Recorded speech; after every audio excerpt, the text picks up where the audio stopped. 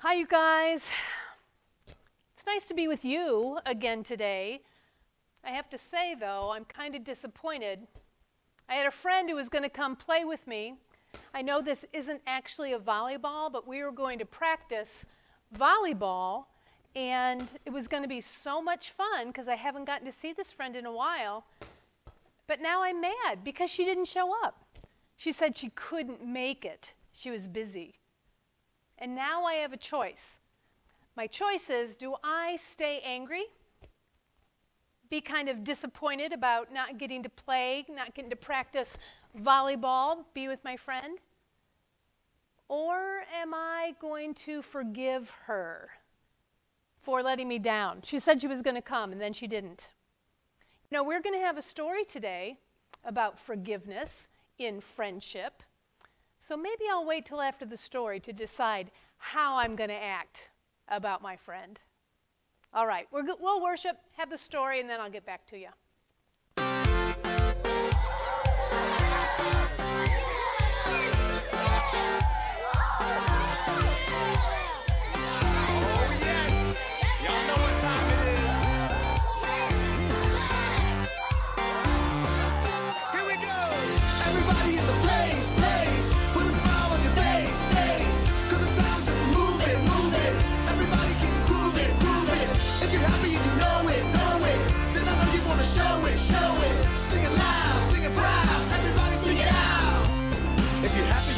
Then clap your hands, yeah, clap your hands, come on, clap your hands. If you're happy and you know it, then I know you want to show it, so clap your hands like this.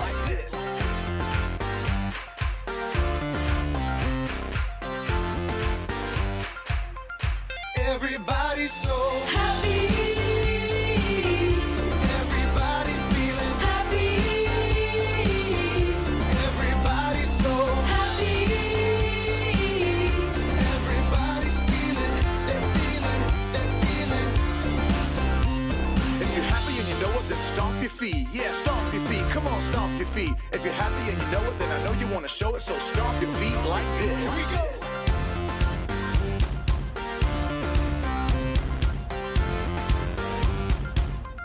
Everybody's so happy.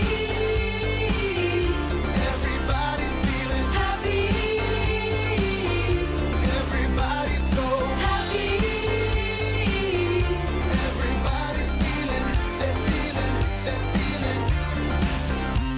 If you're happy and you know it, then sing it loud. Yeah, sing it loud. Come on, sing it loud. If you're happy and you know it, then I know you want to show it, so sing it loud like this. Sing it out.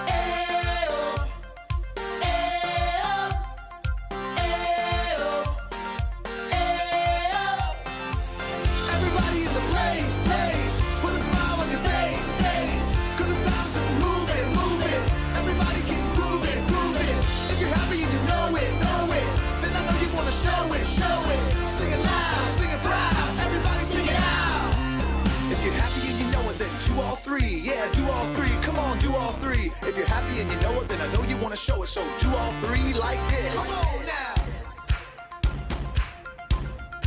Ayo.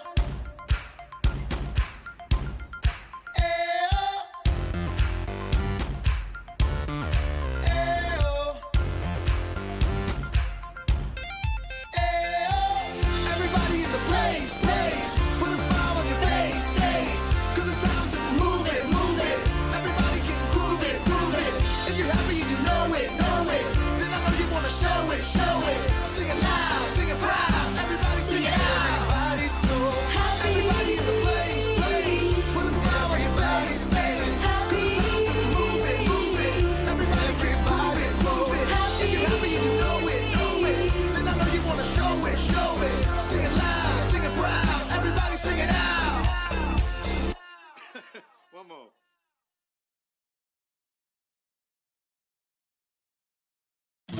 Where you go, I'll go.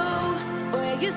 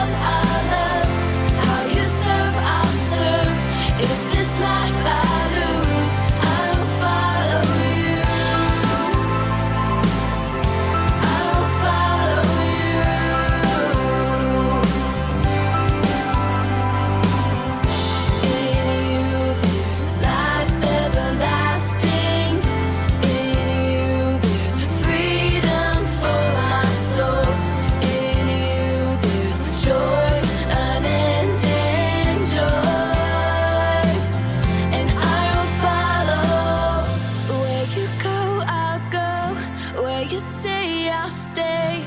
When you move, I'll move. I will follow. Who you love, I'll love. How you serve, I'll serve. If this life I lose, I will follow. Where you go, I'll go. Where you stay, I'll stay. When you move, I'll move. I will follow you. Who you love, I'll love. How you serve, I'll serve. If this life I lose, I will follow you. I will follow you. I will follow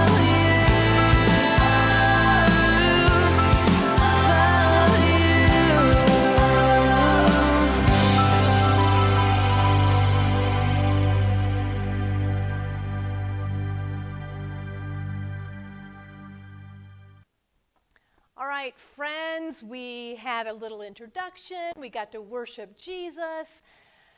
Feeling a little better than I did a few minutes ago when my friend let me down. But let me tell you this story today.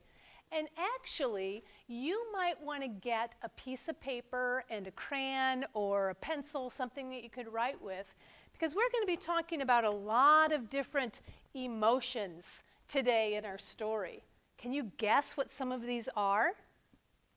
What do you think? Well, we'll start with the easy one. What's this one? Yeah, just being happy. This one's being sad, of course. This one's kind of worried. This one's scared. This one's sad. This one is just kind of wondering, unsure. So while I tell you this story, you might want to write on your paper how you think that person feels. And I'll try to pick out one from this page also. Now, our story is a great one today because it's about Jesus and one of his friends. So we already know that this story is going to be from the New Testament, don't we, since it's about Jesus. And it's both a happy story and a sad story at the same time. One of Jesus's best friends was a guy named Peter. When they were together, they often had a whole lot of fun. They were happy. They probably told jokes with each other. They were very good friends. Jesus was always showing Peter things that he could do to be more like him and to follow the things that God wanted him to do. So they're good friends. But we know toward the end of Jesus' life, he was arrested and put on trial. And that's when things didn't go real well for Peter. Peter was actually really kind of worried about this particular part of the story. Jesus was arrested, and he was taken off all by himself. And Peter followed. He was very cautious, watching what was happening. But he was also kind of afraid of what was going on. So he saw some people, and they said to Peter, "Peter, you were with Jesus, weren't you?" Peter was so afraid that he might get in trouble too and be arrested too that he said, No, I don't know Jesus." That happened 3 times. 3 different people asked Peter if they knew Jesus, and he said no. He was beginning to feel very, very sad about what he had done. Do you guys think Jesus knew what Peter said? I do, because Jesus knew everything, didn't he? Well, it was especially a sad time because we know Jesus died soon after that. The rest of the story, though, about them being friends, came when Jesus came back to life. Remember, I told you it's both a sad story and a happy story. That's the happy part. And Peter and some of his friends who were fishermen, they were feeling very sad when Jesus died. They hadn't got to see him. They weren't sure what was going on. They went out fishing one night. They fished all night long, and they didn't catch a single fish. When they were taking their boat back into shore, they saw a guy way over on the shore who waved to them and said, "Did you catch any fish?" And they said, "No, we didn't catch any fish at all." Then they recognized who it was, and it was Jesus. And in some ways, they were very, very happy. But I'm sure that Peter was still maybe feeling a little bit worried about having to see Jesus, because the last time they saw each other was when Peter said he didn't even know Jesus, and they were supposed to be best friends. When Peter saw that it was Jesus, he jumped out of the boat and he swam all the way to the shore. He was kind of anxious, kind of worried, not sure what was going to happen. Jesus had breakfast made for them. He cooked some fish, he made some bread, and they had this campfire and they had breakfast together. Peter's starting to think, well, maybe Jesus isn't mad at me. Maybe we're still good friends. And then Jesus said, hey, Peter, I want to talk to you. I've got a question for you. Peter is probably very scared and nervous, or just kind of wondering what Jesus is going to say. And Jesus said this, Peter, do you love me? Oh, Peter felt kind of sad that Jesus asked him that. He felt like Jesus should know that he loves him. So Peter answered, you know I love you. Jesus said, feed my lambs. And Peter thought, okay. And Jesus said, I've got another question. Peter, do you love me? Peter said, yes, I love you. You know I love you. And Jesus said again, feed my sheep. Peter's thinking, okay. Jesus said, I've got one more question for you. Peter, do you love me? Peter said, you know everything, Jesus. You know I love you. And Jesus said again, feed my sheep. Now, when Jesus was saying, feed my lambs or feed my sheep, what he was talking about was taking care of people, just like a shepherd takes care of sheep. Did you notice how many times Jesus asked Peter, do you love me? It was 3 times, wasn't it? Do you remember how many times Peter said that he didn't know Jesus the night Jesus was arrested? It was 3 times. I'm sure that Jesus was trying to help Peter not be sad anymore, not be worried or afraid anymore, but to be happy. Jesus was saying, you know, Peter, you did this really rude, bad thing in saying you didn't know me, but I forgive you. I still want to be friends with you. I still have plans for your life. I want you to start a church to tell people about me, and I want you to take care of the lambs, which are baby sheep, so that means take care of children and adults alike. Peter, I love you, said Jesus, and I've got great plans for your life, and I want to be friends with you forever. You know, and Jesus wants to be friends with us forever too. I know sometimes maybe we have friends that hurt our feelings. Maybe we have friends that play a little bit too rough with us or tease us too much and it hurts our feelings, or maybe we're the one who does that to our friends and we hurt their feelings. An important part of friendship is forgiving one another. It always happens. We always have to do it. Whether it's somebody who's hurt us physically or just hurt our feelings, we get to forgive. And that's the part of friendship that is sometimes hard, but it's always important. And because it's important, I can forgive my friend who didn't come and play with me today. We'll do it another time. I'm still going to be friends with her, and I'm sure that we'll get to hang out again sometime. Good thing that story was in the Bible for me to learn how important it is to forgive others, how important friendship is to Jesus. It was important for him to have good friends, and it's important to him for us to have good friends. And the most important thing to remember today, too, is that Jesus wants to be friends with us. So I want to pray for us about that. Jesus, thank you so much for loving us, just like you loved Peter. And I thank you that we can be your friends, too.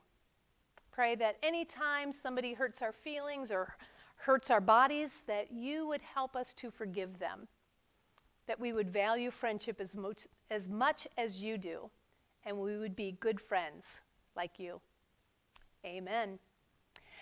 So let me tell you this, guys. If you want to watch the So-and-So Show, it's going to be on right now, so just keep watching TV. And I hope to see you next week. And we'll have a new topic. Bye, guys. 17, 18, 19, 20. Oh. All right. There you go. Pin the tail on that donkey. Which way is it? It's right in front of you. Where? Oh, Yeah, I there you don't go. know. You I got don't know. I'm not going to be able to do this. Love this game. Oh. Hello? No, I can talk. Oh, that just means Goldie is stressed. Yeah, you gotta take him out of the fishbowl. Yeah, no, I do it all the time. You just take him out with your hand and hold him in your hand. Then you want to kind of rub his side, like go with the scales. Give him a little rub. Is that working? Okay, well, look into his eye and do some like breathing exercises. You want to try that? Fine. Can you just put Goldie on the phone? Just put the phone by Goldie. Let me talk to him. Hey, buddy. Hey, buddy, how you doing? You a little stressed? Let's do some breathing like we do, okay? Here we go. Ready? Breathe in. Breathe out. Good. Okay, one more. Ready? Breathe in. Breathe out.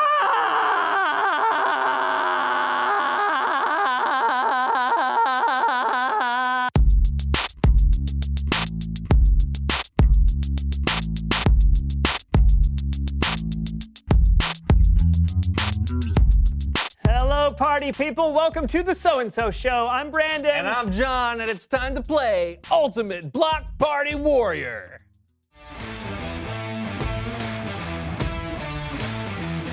Hello, sports fans, and welcome to Ultimate Block Party Warrior. I'm Mickey Hutch, and here with me is the legend himself, retired wrestling great Harvey the Brick Brickowski. Hey, you brought the party, Mick. I brought the warrior. Smackdown! Today we have Brandon and John going head-to-head in a winner-take-all race inspired by some of our favorite neighborhood block party games. First contestant to complete each of the 7 stations will be considered the ultimate block party warrior. Hey, let's get out to the course and show our folks at home what our contestants are up against. Station number 1 is the Super Soaker String Race. Use the Super Soaker to get your cup from one end of the string to the other. Station number 2, cornhole on the cob. No beanbags here. Station number 3, Soccer Ball Bowling. Number 4. Carrot Dog Crunch. Have a healthy snack in the middle of racing by gnawing on a delicious carrot dog. Station number 5, the 15-foot mini trike run. Station number 6, blindfold bobbing for icebergs. Real icebergs! No, lettuce. And the final station, station number 7, the paper sack race. What do you say, Brick? Are you ready for this? I was born ready, Mick. Let's do this! And there they go. Boy, these two guys look like they're in great shape for old people. All right, here we are. And now we've got the station number 1, the silly string soaker. It looks like John is having trouble. He can't seem to... Ooh, Brandon is moving quickly. Yeah, the approach difference is John is losing. Cornhole on the cob. Boy, John is finally catching up. And Brandon and John are neck and neck. Oh! And Brandon has Did you see finished. that? I did. Oh boy, John is stuck. He has the throw of a lemur. Let's cut to Brandon. His soccer skills are lacking, I would say. It's probably because he doesn't like soccer very much. What a pity. Oh, look, and John's back up here, and with his first kick, he knocks 3 pins down. He's taking the lead. I've never seen a more pathetic display of soccer skills than watching Brandon perform here today. Boy, you could say that twice or maybe even 3 times. I've never seen such a pathetic display of soccer skills than Brandon performing here today, and it's still And right true. on cue, John has finished. He's moving on to the carrot dog. Oh boy, it's fully loaded. That's right, he's put the carrot dog in the bun. Now he's got to put some chili on there, some relish, some onions, and top it off with a little mustard and ketchup and some spray cheese. Boy, doesn't that just make your mouth water? It makes my mouth do something. All right. Oh, and Brandon finished his soccer pins. I'm not sure he actually did it to regulation, but We're just going to pretend he did. absolutely. Boy, this is a struggle right here. It looks like John's never eaten healthy in his life. And it looks like he forgot the spray cheese, and he just put a mountain of it on top. Boy, I don't know if there's going to be any, penalty for that. Oh, looks like Brandon was a little tired out. He's gonna have a seat. I don't know if that's in the rules or not. Oh, it looks like he's pulling out a knife and fork. Huh? I'm not sure there are any rules in this game. I've never heard of it before until today. He secretly finished that carrot dog. So, oh, he swallowed it. Yes, I don't know how that happened. He's going to move on to station number 5, the 15-foot mini trike run. This is a tricky one. Oh, but he's maneuvering that wheel with expertise. He's moving on to the iceberg Bob. I don't know why we call it iceberg Bob. There's still no ice in there, Mick. I don't understand. Yeah, there's no way Brandon will be able to catch up to John's skill. Oh, it looks like John has figured out a new technique here. He's pushing the head of lettuce to the bottom of the bucket with his face. He's in there. He's in there. Whoa, he's completely submerged. He got it. John is moving on to the final station while Brandon is still struggling to get the iceberg lettuce into his mouth. This looks like a clear win for... Oh, he ripped the bag. He's going to have to start over again. If Brandon comes back to win this, I'll eat my own sandal. John is definitely going to win. Oh! He's ripped the bag. That means he has to start over again. I know. So much to recycle. Brandon is now definitely in the lead. He is moving sort of slowly, and John could come back if he hurries up at this pace. Oh, John is ripped. It looks like it's almost over. It is all the way over. Brandon has crossed the finish line and won this race. And John is a bitter, bitter man. Look at that. Oh, and John's running over to the... He's still running. It's over, John. Yeah, that's right. Brandon is celebrating, and not, in a gregarious way. Oh! This is ugly. You hate to see this in sport. Block party foul. That's correct. Somebody's got to step in and stop this. Where's the ref? Oh, John just picked up a buttery cob of corn and threw it right at Brandon. This is ugly. You don't want to see this between friends. Yeah, we should stop watching this. Yeah, but I can't stop watching. Me neither. Yeah. There's nothing like watching two people who are out of shape fight. That's all the time we have today on Ultimate Block Party Warrior. Tell them what's up next, Brick. Sure, Mick. It's Bible Story Time with Gillen. Oh, yeah.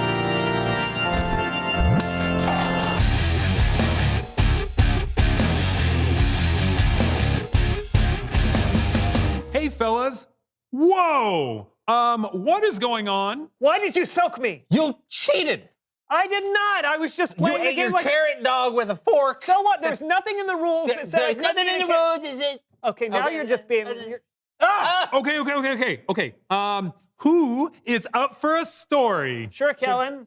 Not sure any story can repair the damage Sure, here, the though. story can repair damage. I'll see what I can do.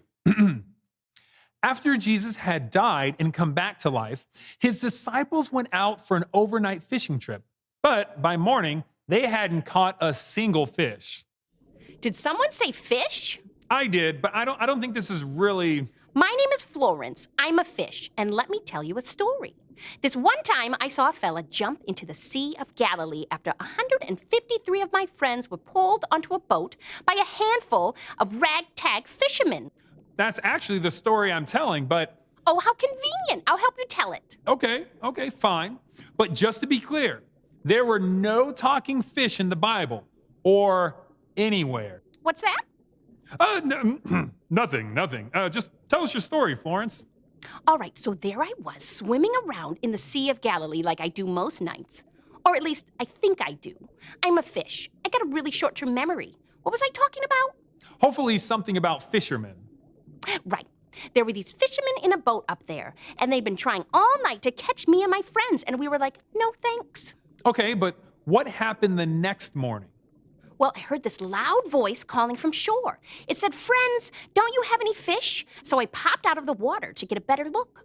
I saw this guy. He built a fire on the beach. And then he said, throw your net on the right side of the boat. Yes, the man on the beach was Jesus. He had just come back from the dead a short time ago. No kidding. Well, I don't know much about that. But I do know that when those fishermen threw their net on the right side of the boat, something happened. My friends started swimming up from all over the place. They were drawn to that net like a moth to a flame. I was there too, right in the middle of it all. Those fishermen caught so many of us, they couldn't even pull the net into the boat. So you were one of the fish that got caught? Yeah, I was right there on the top of the fish pile. I was gasping for water, and I hear this one guy yell, "It's the Lord," talking about this Jesus guy on the beach. Then this other guy puts his coat on and jumps in the water. Now, why you need your coat to take a dip, I don't know. I've been swimming without a coat as long as I can remember. The guy you're talking about, his name is Peter. When he saw Jesus on the shore, he decided to swim to his friend as fast as he could. Yeah, he beat us to shore, all right. The boat could barely move, dragging a net full of fish behind it. As we got closer, I heard Jesus say, "Bring some of the fish you've just caught." That's when I decided to get out of there, but 153 of my friends weren't so lucky. Oh, wow. I'm sorry. It's all right. I'm a fish. You get used to it. Yeah, of course you do. So Jesus and the fishermen, his disciples, had breakfast on the beach. Yeah, and after they ate, Jesus and that Peter guy started talking, but I didn't understand what they were talking about.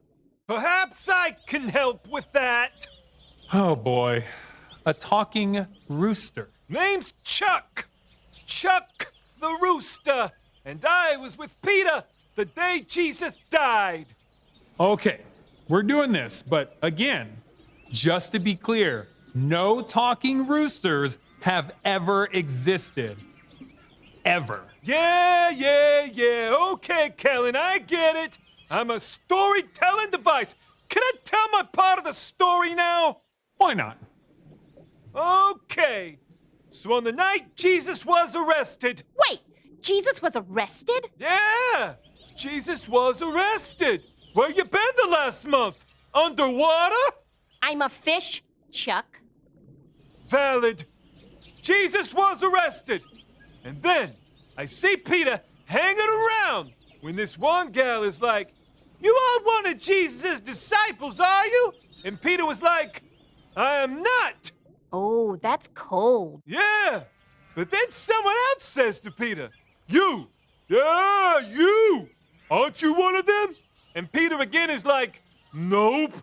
Methinks he doth protest too much. Sure. Yeah, whatever. Then a third time someone is like, "I literally saw you with Jesus." And Peter yells, "I don't know what you're talking about." Well, it was too much. I crowed at the top of my lungs.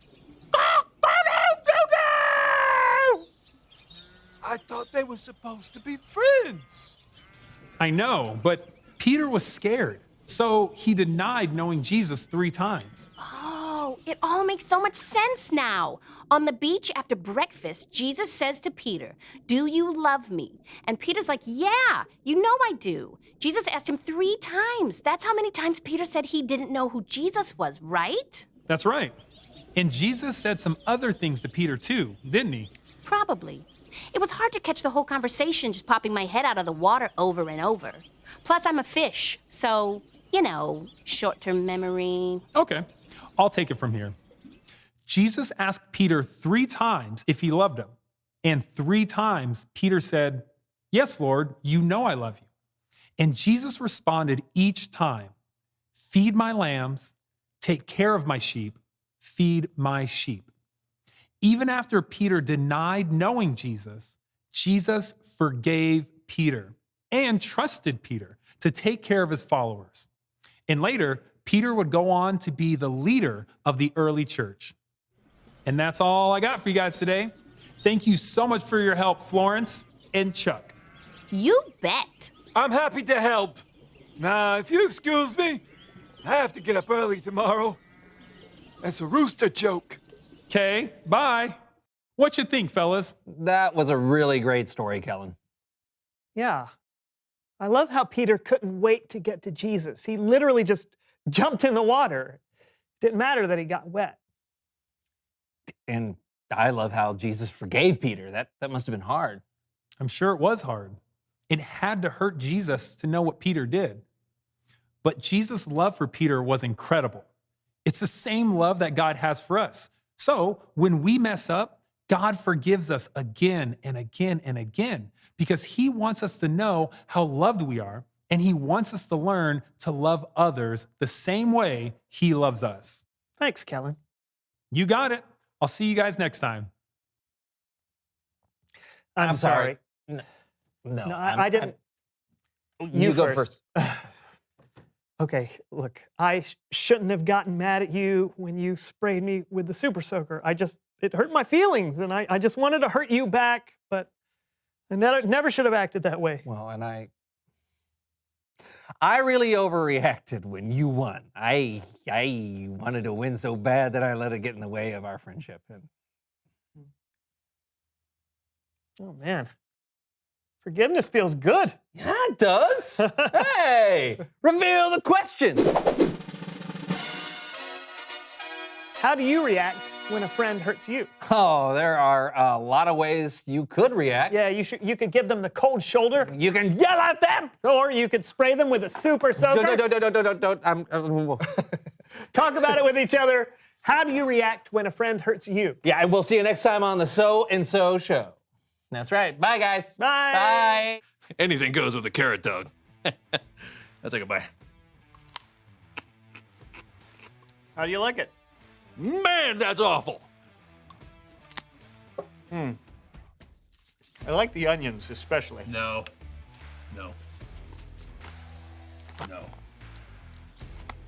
I can't believe I signed a contract to sell these things. It's a carrot and a hot dog bun. You put